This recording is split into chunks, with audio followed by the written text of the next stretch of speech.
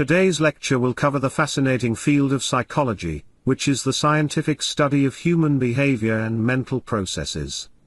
Psychologists seek to understand how individuals think, feel, and behave in various situations. One important concept in psychology is cognition, which refers to the mental actions involved in acquiring and processing knowledge.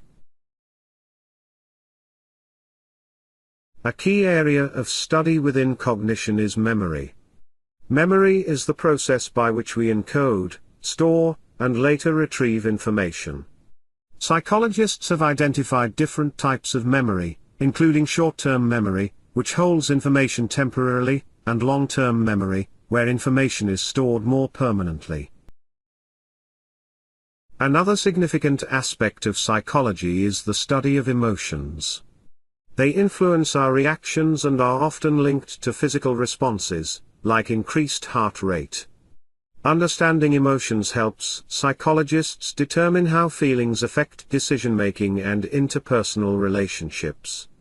In the next section of the lecture, we'll explore various theories on emotional development and their role in human behavior.